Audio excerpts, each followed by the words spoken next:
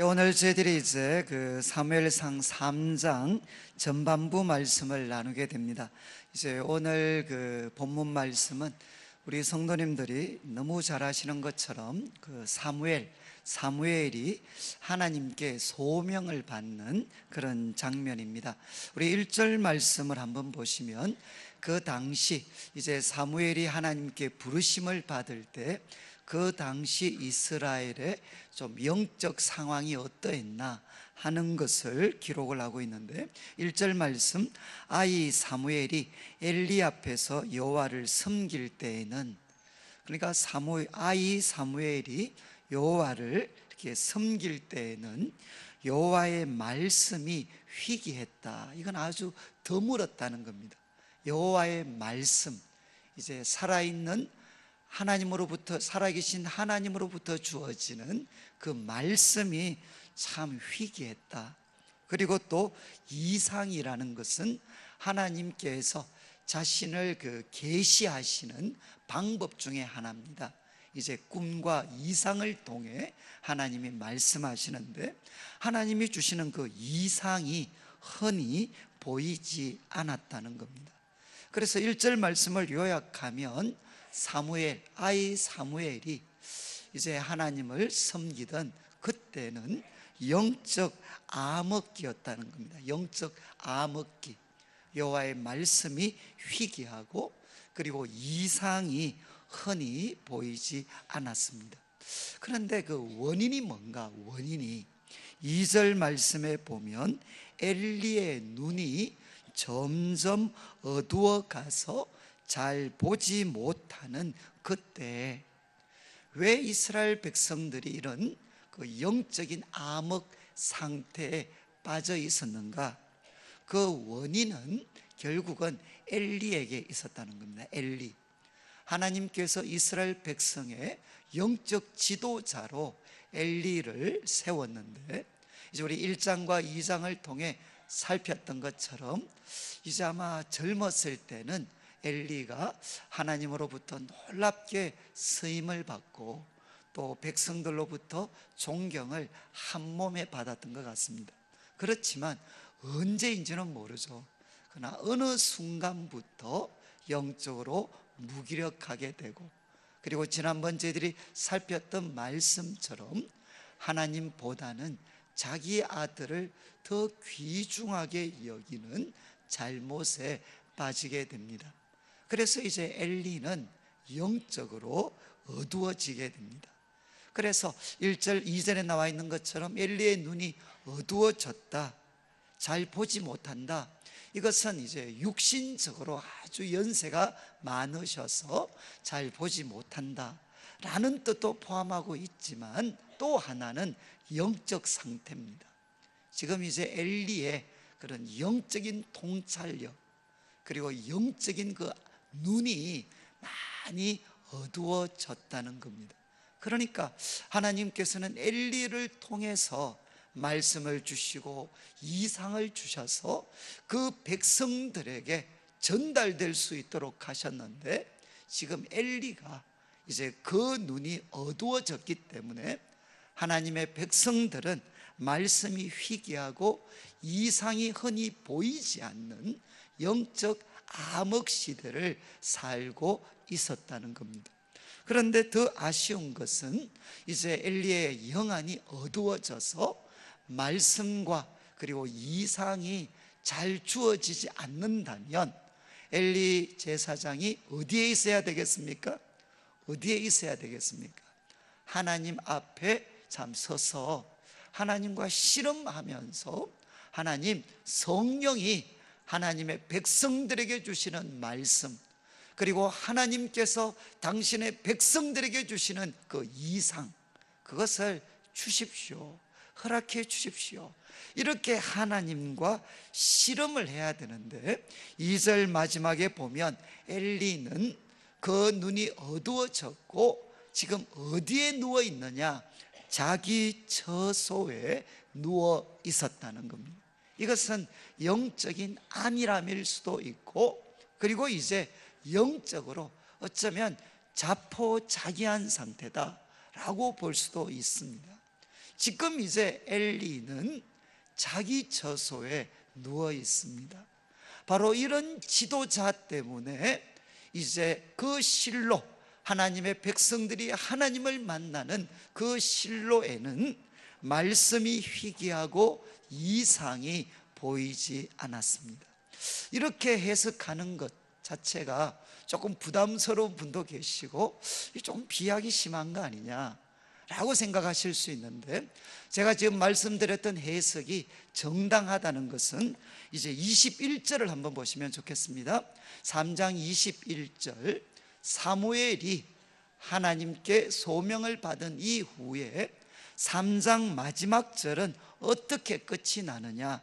여호와께서 실로에서 다시 나타나시되, 지금 여호와께서 실로에서 다시 나타나셨다는 겁니다.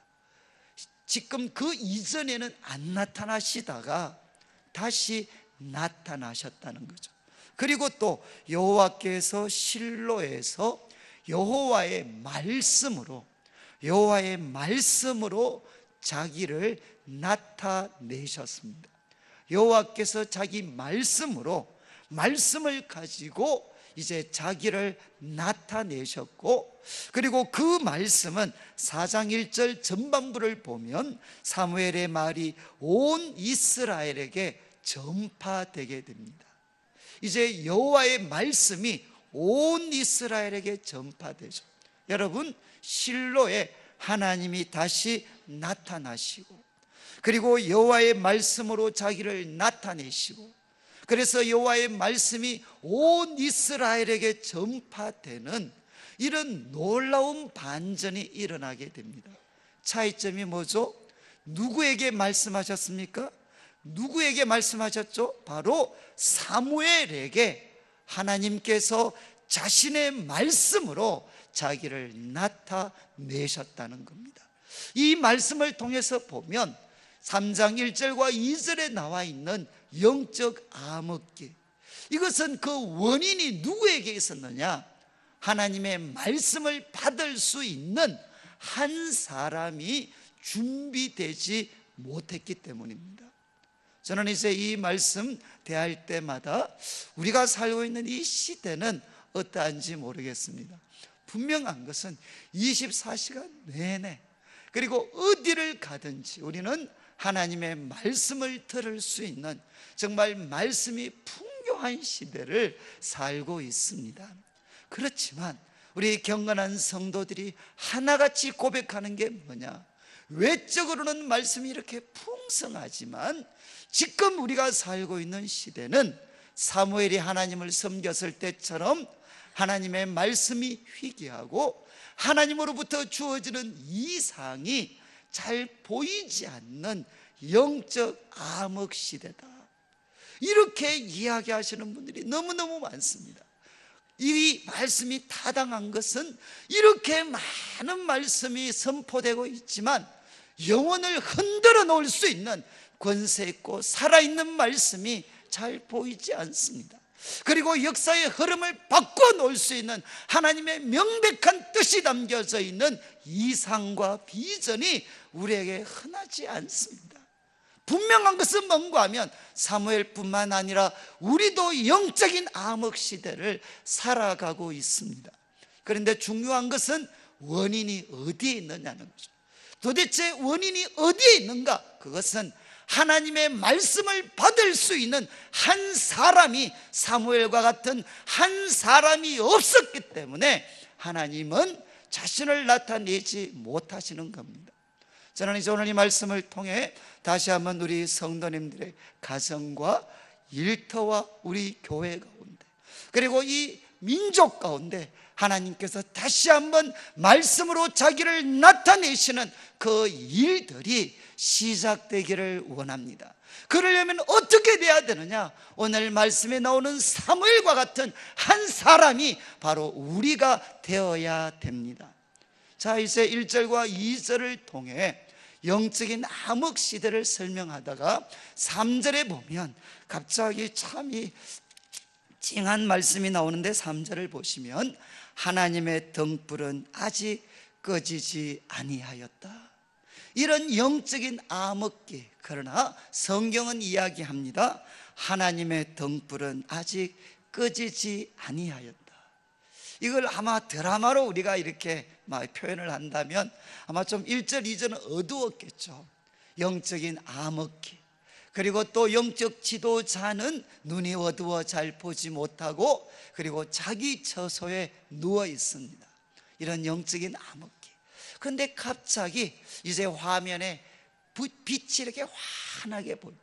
칠흑 같은 밤인데 갑자기 등불이 환하게 클로즈업 되는 거죠. 하나님의 등불은 꺼지지 않았습니다. 그러면서 그 사인으로서 하나님의 등불이 꺼지지 않았다. 그 사인이 뭐냐? 사인이 3절 후반부를 보시면 사무엘은 하나님의 궤가 있는 여호와의 전 안에 누웠더니, 여러분 누구에게 화면이 비춰지고 있습니까? 깊은 밤인데 하나님의 궤가 있다는 것은 하나님의 임재를 상징하는 겁니다. 하나님께서 임재하시는 그 하나님의 전에 한 아이가 누워 있다는 거죠. 바로 늦은 밤 하나님의 전 안에 누워 있는 한 아이, 이것이 뭔고 하면 칠흑 같은 영적 암흑기, 그러나 여호와의 등불은 꺼지지 않았다는 것에 대한 명백한 사인이 된다는 것입니다. 여러분, 여기에 이제 하나님의 등불이 꺼지지 않았다는 것은 1차적으로는 여러분 이제 그 구약의 성막에는 성소가 있고 지성소가 있습니다. 성소에는 제사장들만 들어갈 수 있습니다. 그런데 성소에는 세 가지가 있습니다. 하나는 진설병, 이제 떡을 6개씩 하나님 앞에 진설해 놓습니다. 그리고 또 하나는 금촛대가 있습니다. 그 금촛대에 등불을 켭니다. 언제까지? 밤에서부터, 저녁에서부터, 그리고 해가 밝아지는 아침까지 그 시간에 어두워진 성소에 촛대를 통해 등불을 켭니다. 이것은 무엇을 보여주는 것이냐? 여호와는 우리의 빛이십니다. 그리고 하나님의 백성들은 이 세상 속에서 이 하나님의 밝은 빛을 받아서 이방의 빛이 되어야 합니다. 이제 성소에는 바로 이 금촛대가 있습니다. 그 등불이 아직 꺼지지 않았다. 이것은 늦은 밤이라는 거죠. 깊은 밤. 그런데 그 깊은 밤에 엘리 제사장은 자기 처소에 누워 있었지만 한 아이가 하나님의 전 안에 누워 있게 됩니다. 저는 이제 앞에서 말씀드린 것처럼 여러분, 영적 암흑 시대, 그러나 하나님의 등불은 꺼지지 않았습니다. 이제 하나님이 새 일을 행하실 겁니다. 그런데 그 하나님의 등불이 꺼지지 않았다는 명백한 사인은 깊은 밤에도 하나님의 전 안에 누워있는 한 아이가 그 사인이다. 저는 참 이 말씀 보면서 여러분, 앞으로 우리 한국교회가 이렇게 참 지금은 소위 참 이게 쇠퇴기를 겪고 있습니다. 쇠퇴기. 그래서 우리 교역자들, 성도들 만나면 다 마음이 무거워요. 정말 우리 한국교회의 미래에 대해서 낙관하고 있는 사람은 그분은 엄청난 믿음의 소유자가 아닌 이상 지금 한국교회의 미래에 대해서는 다 부정적입니다. 정말 마음이 무거워요. 그런데 성도님들, 이런 영적 암흑시대 하나님의 등불은 꺼지지 않았습니다. 그렇다면 그 사인, 도대체 누구를 통해서 하나님은 이 어둠의 역사를 반전시킬 수 있겠습니까? 그건 똑같습니다. 아무도 보지 않지만 어딘가에, 그것이 시간이 늦은 밤이든 아니면 홀로 있는 곳에서 그냥 하나님 앞에 머물러 있는 한 사람, 하나님 자신을 갈망하면서 하나님께 머물러 있는 한 사람을 통해 하나님은 역사의 반전을 이루어 갈 것입니다. 저는 우리 교회 좀 이런 분들이 많아지었으면 좋겠어요. 저는 죄송합니다. 주일 예배 때 오는 것도 너무 감동적이지만 이거는 너무 당연한 거고요. 저는 우리 참 우리 교회는 그래도 외진 곳에 있기 때문에 도둑 맞을 위험이 별로 없습니다. 도둑이 이까지 오려면 기름값도 많이 들 것 같고, 그 다음에 이제 여기 와도 가져갈 게 별로 없어요. 그러니까 저희 교회는 예배 문을 다 개방해 놓습니다. 그러면 참 이런 곳에 이렇게 낮에 들어와보면 우리 참 아줌마들이 그냥 이렇게 도처에 좀 이렇게 머리 숙이고 하나님 앞에 참 마음을 좀 쏟아붓고, 그리고 본당이 만약에 청소하면 여러분 소예배실, 비전홀 다 열려 있어요. 좀 그런 곳에 와서, 물론 참 우리가 집에서 하면 좋지만 집에서 기도한다는 것은 엄청난 영역, 엘리야가 나타나지 않는 한에는 쉽지 않은 것 같아요. 그러니까 웬만하면 그냥 가까운 교회 가셔서 그냥, 저도 해봐도 잘 안 되는 거예요. 그냥 여기서 하나님께 도움을 구하고, 그리고 또 우리 남자분들 같으면 밤에 그냥 엉뚱한 데 가지 말고 좀 교회에 오셔서, 어차피 축구도 하는데 기도도 하셔야 되잖아요. 월요일을 축구 하잖아요. 축구. 그러니까 이길 수 있도록, 물론 그것도 해야 되지만 좀 이렇게 교회에 오셔서 참 하나님 앞에 하나님 도와주십시오. 아무도 보는 사람이 없잖아요. 그러나 내가 그 참 캄캄한 곳에 여기에 머리를 숙이고 있다는 것은 뭐겠습니까? 하나님, 저 하나님을 사랑합니다. 그리고 주님을 기대합니다. 주님만이 우리의 희망이십니다. 빛이십니다. 그 고백이 바로 이 캄캄한 성전, 우리가 홀로 있을 때 우리가 고백하는 거잖아요. 그러면 하나님은 그런 사람들에게 찾아오시는 거죠. 저는 어렸을 때부터 교회에서 정말 우리 할머님이 그러셔서 그렇지만 언제나 이렇게 교회 가면 낮이든 밤이든 부르짖는 그 부르짖음의 소리가 있었습니다. 가면 때로는 어린애들도 와서 부르짖고, 그리고 어르신들도 부르짖고, 남자분들도 부르짖고, 그래서 교회에 오면 언제나 하나님을 향해 부르짖는 그 기도의 소리들이 교회를 가득 채웠던 적이 있습니다. 그런데 언제부터인가 교회에 오면 드럼 소리, 찬양 소리는 넘쳐나는지 모르겠는데, 칠흑 같은 밤 아무도 없지만 거기에서 하나님 앞에만 엎드려서 기도하고 부르짖는, 정말 늦은 밤 여호와의 전안에 누워있었던 사무엘과 같은 이런 사람들을 찾기가 참 쉽지 않습니다. 사랑하는 성도님들, 저는 제가 교육자들 보고도 그랬어요. 야, 신방 들어가도 좋다. 신방 능력 없이 신방 해가지고 뭐하냐. 그냥 시간 되고 마음이 허락하면 정말 본당이나 어디든 가서 좀 엎드려서 기도하고 하나님의 도우심 구하고 하나님께 말씀 받고, 그리고 능력 받고 주님의 마음으로 무장하고 하나님의 아픈 마음도 좀 가지고 하나님의 불타는 마음도 좀 가지고 하나님의 마음을 담아야 우리가 하나님의 마음으로 섬길 수 있지. 마음이 사람의 마음이 되어서 손과 발 아무리 열심히 움직여도 거기에는 하나님의 역사가 아니라 사람의 역사밖에는 나타나지를 않습니다. 사랑하는 성도님들, 이제 사무엘이 하나님의 전에 늦게까지 누워 있습니다. 이때 이제 말씀 4절을 보시면 여호와께서 사무엘을 부르십니다. 그리고 그가 대답하죠. 내가 여기 있습니다. 그리고 하나님께 가지 않고 엘리에게 달려갑니다. 5절에 엘리에게 가서 이야기합니다. 당신이 나를 부르셨기 때문에 내가 여기 있습니다. 그런데 엘리가 이야기합니다. 야, 나는 안 불렀다. 나는 다시 누우라. 그 말 듣고 사무엘은 자기가 잘못 들었나 생각을 해서 돌아가서 누웠습니다. 그리고 6절, 여호와께서 다시 사무엘 부르십니다. 그리고 사무엘은 일어나서 또 엘리에게 가서 당신이 나를 부르셨기에 내가 여기 있습니다.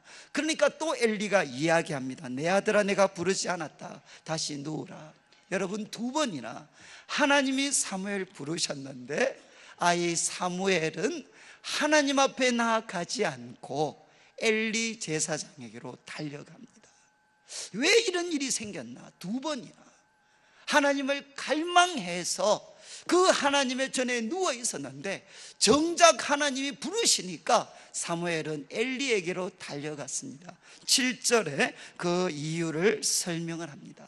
왜 이런 일이 생겼나? 사무엘이 아직 여호와를 알지 못하고. 참이 충격적인 말이죠. 사무엘이 아직 여호와를 알지 못하고 여호와의 말씀도 아직 그에게 나타나지 아니한 때라. 왜 이런 일이 생겼나? 사무엘은 아직 여호와를 알지 못했다는 것입니다. 여러분, 사무엘이 누굽니까? 기도해서 낳은 아들이고 하나님께 젖대고 나서 하나님 앞에 드려져서 우리 사무엘상 2장을 보면 그는 여호와 앞에서 섬기고 여호와 앞에서 자라고 하나님과 사람 앞에서 은총을 더욱 받았던 사람이 누군가 하면 사무엘입니다. 어려서부터 젖대고 나서부터 성전에서 자라서 여호와 앞에서 자라고 여호와 앞에서 섬기고 여호와와 사람들에게 은총을 받았던 사람인데도 왜 그가 하나님이 부르셨을 때 엘리에게로 달려갔나? 아직 여호와를 알지 못했다는 겁니다. 이 여호와를 알지 못했다는 것은 지적인 게 아닙니다. 머리로 알지 못했다는 게 아니죠. 무엇이겠습니까? 체험적으로 하나님을 만나지 못했다는 겁니다. 저는 이 구절을 읽으면서 정말 너무너무 충격을 받았어요. 이런 사람도 아직 하나님을 체험적으로 만나지 못할 수가 있습니다. 여러분, 하나님께 인정받고 하나님 앞에서 섬겼지만 아직도 하나님과 체험적인 만남이 없었기 때문에 하나님 부르실 때 그는 엘리에게로 달려갔다는 거죠. 저는 참 저 자신의 삶을 돌아볼 때도 그렇습니다. 저도 태어나면서부터 교회를 다녔고 그리고 교회 속에서 자라났고 사람들에게 칭찬도 받고 했지만 정작 제가 하나님을 체험적으로 만났을 때는 언제냐? 대학교 2학년 겨울이 되어서야 저는 하나님을 체험적으로 만났습니다. 그러니까 사무엘도 이 당시까지 하나님과 체험적인 만남이 없었다는 거죠. 그렇다면 우리 성도님들 가운데도 적지 않으신 분들이 교회에서 오랫동안 봉사하고 그리고 하나님 섬기고 많은 사람들에게 인정받지만 하나님과 체험적인 만남이 없을 수도 있다는 것입니다. 그런데 이제 오늘 말씀에서 하나 인상적인 것은 여러분, 사무엘이 아직 여호와를 알지 못하고, 여러분 이 표현이 조금 다르지만 또 한 번 나타났습니다. 우리 2장에 누구에게 적용되어졌죠? 2장 12절을 보면 우리 지난주 말씀드렸습니다. 엘리의 아들들은 뭐라고 했습니까? 행실이 나빠 여호와를 알지 못하더라. 엘리의 아들들을 설명할 때 성경은 여호와를 알지 못하더라. 그런데 사무엘을 설명하면서도 사무엘이 아직 여호와를 알지 못하고, 여러분 이것이 같은 뜻이겠습니까? 다른 뜻이겠습니까? 똑같은 단어입니다. 똑같은 단어. 여러분, 엘리의 아들들도 여호와를 알지 못했습니다. 그리고 또 사무엘도 아직이라는 말이 붙었지만 그때까지 여호와를 알지 못했습니다. 여러분, 엘리의 아들들도 사무엘도 공통점이 있어요. 어떤 공통점이 있느냐? 모태신앙입니다. 우리로 하면 모태신앙. 아주 믿음이 좋은 부모님 두어서 모태신앙입니다. 그리고 나아가서 그는 어릴 때부터 정말 교회에서 훌륭한 사람들에게 지도받았습니다. 엘리, 그 당시 이스라엘의 영적 지도자 엘리의 두 아들은 그를 아버지로 두었고 사무엘은 엘리 밑에서 하나님을 섬겼습니다. 공통점이죠. 그런데 둘 다 아직 여호와를 알지 못했습니다. 그런데 이런 공통점을 가졌음에도 불구하고 결론은 어떻게 되느냐? 완전히 달라요. 한 사람은 행실이 나빠서 결국은 멸망을 당하게 됩니다. 그렇지만 사무엘은 어떻게 되죠? 하나님이 세우신 충실한 제사장이 됩니다. 하나님이 이스라엘 역사 가운데 펼치시는 그 새로운 역사의 주인공, 선구자적인 역할을 하게 됩니다. 똑같은 조건인데 무엇이 차이를 만들었습니까? 엘리의 두 아들은 모태신앙이고 그리고 아버지 밑에서 신앙생활 배웠습니다. 아직 하나님을 처음적으로 알지 못했습니다. 그때 엘리의 두 아들은 어떻게 했느냐? 하나님을 처음적으로 만났기 때문에 이제는 내가 하나님을 섬겨도 내 인생을 살 때 내 마음, 내 뜻, 내 욕심대로 살아가겠다는 거죠. 이것이 엘리의 두 아들의 선택이었습니다. 그러나 사무엘은 어떤 선택을 했습니까? 하나님 태어나면서부터 모태신앙으로 자랐고 엘리의 지도 속에서 하나님 섬겼습니다. 아직 하나님 체험적으로 만나지 못했습니다. 그러나 사무엘은 어떤 선택을 했느냐? 하나님 아직 체험적으로 만나지 않았지만 그는 어디에 머물러 있느냐? 하나님의 전 안에 누워 있습니다. 그런 여전히 하나님을 갈망하고 있습니다. 하나님을 기다리고 있습니다. 하나님 저에게 찾아와 주십시오. 말씀하여 주십시오. 아직 하나님 알지 못하지만 그는 포기하지 않고 하나님을 기다리고 있습니다. 바로 하나님은 이런 사무엘을 부르셨습니다. 오늘날 교회 가운데도 저와 같은 모태신앙들이 많습니다. 그리고 많은 분들에게 신앙생활 배운 사람도 있습니다. 그렇지만 하나님과 체험적인 만남이 없었기 때문에 하나님은 그냥 종교생활로 존재하는 것이다. 그래서 내 인생은 내 것이다. 그리고 교회생활도 내 생각 내 방법대로 하는 엘리의 아들들과 같은 사람이 있습니다. 그렇지만 내가 아직 하나님을 만나지 못했지만 분명한 것은 하나님이 살아 계십니다. 우리 인생의 가장 귀한 은혜는 하나님을 체험적으로 만나는 것입니다. 그래서 비록 내가 하나님을 체험적으로 만나지 못했다 할지라도 포기하지 않고 하나님의 전에 누워있고 하나님을 갈망하는 사람, 그 사람이 누구냐? 사무엘의 길을 걸어가는 사람입니다. 저는 오늘날 우리 한국교회 어쩌면 저 자신의 삶을 돌아보면서도 정말 우리 시대에 가장 희귀해진 사람이 누구냐? 하나님을 기다리는 사람입니다. 여러분, 하나님 때문에 소위 출세했다, 하나님께 기도해서 병 고쳤다, 하나님께 기도해서 새로워졌다라는 사람 많지만 하나님을 정작 기다리는 사람, 분명히 하나님이 계시는데 말씀을 통해서 은혜도 받는데 아직 나는 하나님을 체험적으로 만나지 못했어요. 그렇지만 포기하지 않고 끝까지 하나님을 기다리는 사람, 그런 사람을 찾아보기가 너무나도 어렵습니다. 오늘날 신앙은 인스턴트 신앙이 되어버렸어요. 전부 다 일회용 신앙이 되어져 버렸습니다. 사랑하는 성도님들, 지금 사무엘은 아직 하나님 알지 못했지만 그는 여전히 하나님의 전에 누워있을 때 하나님이 그를 부르셨습니다. 그래서 이어지는 8절 말씀, 여호와께서 세 번째 사무엘을 부르셨고 사무엘은 여전히 엘리에게로 달려갔을 때, 그때 엘리가 3장 8절 마지막을 보시면 엘리가 여호와께서 이 아이를 부르셨구나 하는 것을 엘리가 깨닫게 됩니다. 엘리가 깨닫고 9절 말씀, 엘리가 사무엘에게 이야기합니다. 누웠다가 그가 너를 부르시거든 내가 말하기를 여호와여 말씀하옵소서, 주의 종이 듣겠나이다. 이렇게 해라 가르쳐 줍니다. 그리고 이제 사무엘은 가서 자기 처소에 누워 있습니다. 그리고 10절, 여호와께서 임하여 서서 전과 같이 사무엘아 사무엘아 부르십니다. 이제 네 번째입니다. 네 번째. 정말 하나님도 소위 끈질긴 분이시잖아요. 알아들을 때까지, 반응을 보일 때까지 하나님은 사무엘을 부르십니다. 그때 사무엘이 이렇게 이야기합니다. 말씀하옵소서, 주의 종이 듣겠나이다.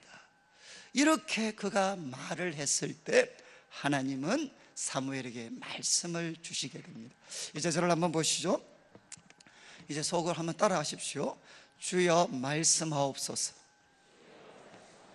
주의 종이 듣겠나이다. 저를 똑바로 보시고 한 번 더 하겠습니다. 주여 말씀하옵소서, 주의 종이 듣겠나이다. 어떻게 속에서 아멘이 되시나요? 아니면 주여 말씀하시면 곤란합니다. 저한테 말씀하시면은 우리가 불편해져요. 불편해져. 그렇지 않나요?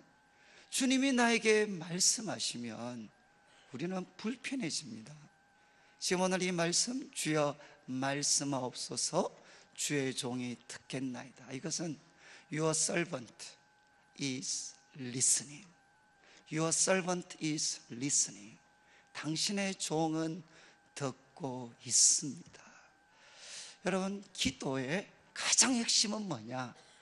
말하는 게 아니라 기도의 핵심은 듣는 것입니다. 그래서 어떤 분이, 기도 많이 하시는 분이 한국 교회 성도들 기도를 이렇게 설명을 하잖아요.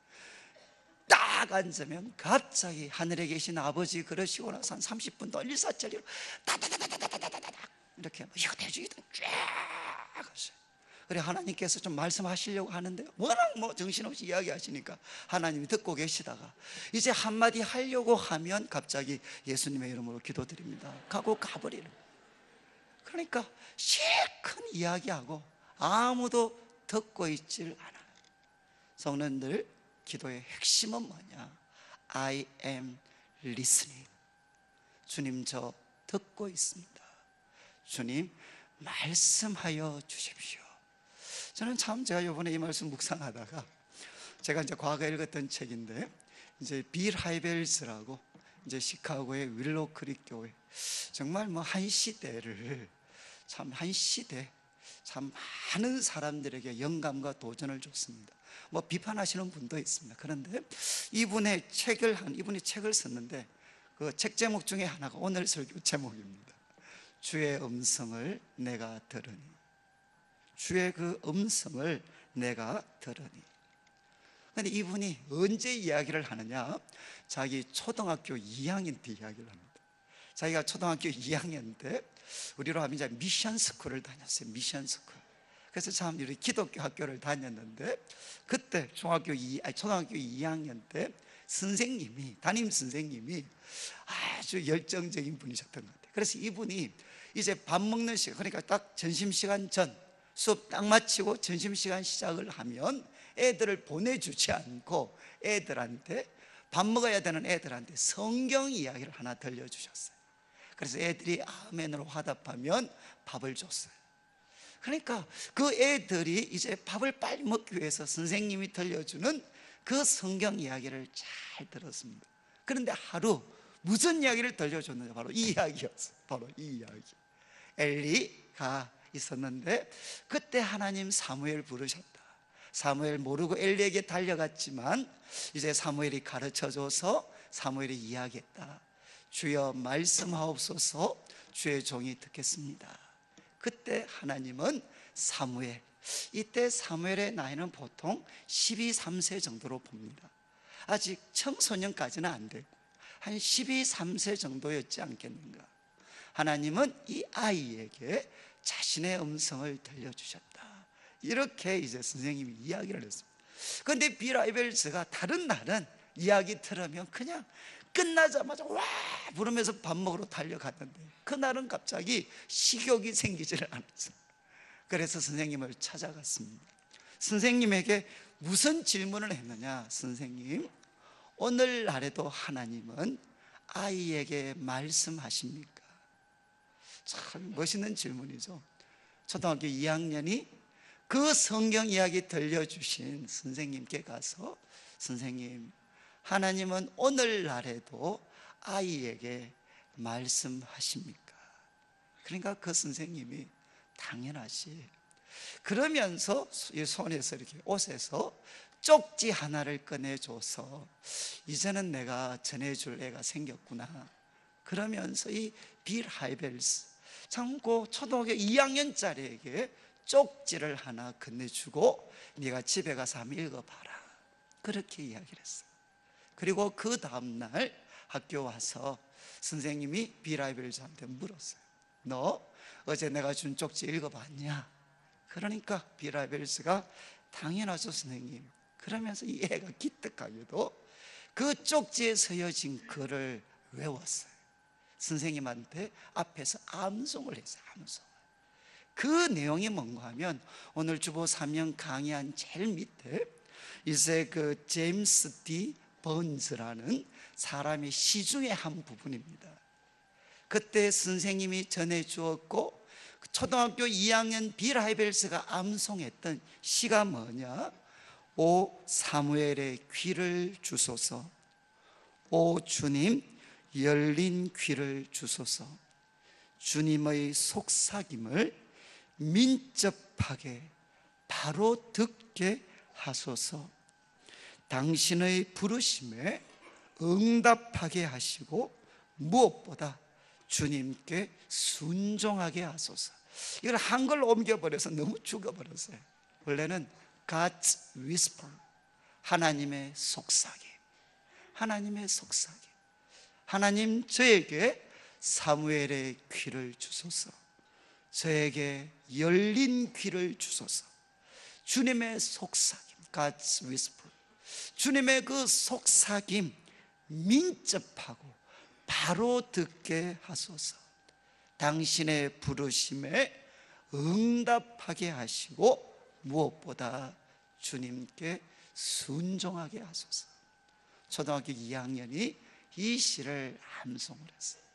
그리고 이 구절은 이제 비라벨즈의 삶의 결정적인 방향을 제시합니다. 여러분, 이 비라벨즈 같은 사람은 아버지가 엄청난 부자입니다. 그래서 집에 비행기가 있어요. 비행기. 그리고 이 사람이 취미가 요트입니다. 그리고 고등학교 때 아버지가 세계 일주를 보내줬어요. 어마어마한 부자입니다. 그런데 하루는 중고등 마마 선생님이셨던 것 같아요. 비라벨즈를 불러놓고, 비라벨즈, 너 정말 집안도 너무너무 좋고 너 정말 성실하고 믿음이 좋은 애야. 너 나는 정말 믿는다. 네가 성공할 줄 믿는다. 네가 정말 큰 사람 될 줄 믿는다. 그 다음에 선생님이 뭐라고 말씀하셨냐. 그런데 네가 그렇게 크게 성공해도 그것 가지고 하나님께 인정받지는 못해. 네가 아무리 성공해도 그것 가지고 하나님 앞에 인정받지 못해. 그러면서 선생님이 비라벨즈에게 이야기했습니다. 얘야, 너 이제 네가 생각하고 네가 성취하고 싶은 그런 삶 향해 달려가지 말고 하나님께 활짝 열린 삶을 살아보지 않을래? 하나님께 활짝 열린 삶, 그게 뭐겠습니까? 주여 말씀하옵소서. 주의 종이 듣겠습니다. 내 삶, 내가 움켜쥔 삶, 내가 설정한 목표와 방향을 향해 끊임없이 달려가는 삶이 아니라 전능하신 하나님, 이 역사와 모든 것을 주관하시는 그 하나님께 활짝 열려있는 삶, 그건 너 살아보지 않을래? 그러면서 이제 도전을 했습니다. 야, 하나님께서 너의 인생을 사용하시기를 네가 허락해라. 하나님이 너의 인생을 마음껏 사용하실 수 있도록 네가 하나님께 허락해라. 허락해드려라. 그래서 비라벨즈가 그 후에 여러 가지 사건을 통해 하나님께 자신을 드리게 됩니다. 사랑하는 성도님들, 우리는 한 번밖에 살지 못합니다. 여러분, 그 선생님이 이야기했던 것처럼 아무리 우리가 부자가 되고 성공하고 높은 자리에 올라간다고 한들 그것 가지고 하나님 앞에 의롭다 여기심을 받을 수는 없습니다. 우리가 의롭다 하심을 받을 수 있는 것은 단 하나, 예수 그리스도의 보혈의 공로를 의지하고, 그때 성령님이 우리에게 임하시면 그때부터 어떤 일이 생기느냐? 성령님이, 하나님께서 우리에게 말씀하시기 시작합니다. 우리가 예수님을 내 삶의 구세주와 주인으로 모신다는 것은 무엇이냐? 이제는 내 삶을 내 뜻대로 내 것으로 삼지 않고 주여 말씀하옵소서, 주의 종이 듣겠습니다. 이제는 내가 만들어가는 삶이 아니라 하나님이 만들어가시는 위대한 삶을 살도록 그분께 우리들의 삶을 내어드리는 것, 이것이 뭔가 하면 내가 주님을 내 삶의 구세주와 주인으로 모시는 겁니다. 저는 우리 성도님들 오늘 말씀을 마무리하면서 결론은 두 가지입니다. 우리가 살고 있는 시대는 엘리야, 이 사무엘이 하나님께 부르심을 받았던 때와 같이 영적인 암흑기입니다. 한국교회는 추락하고 있습니다.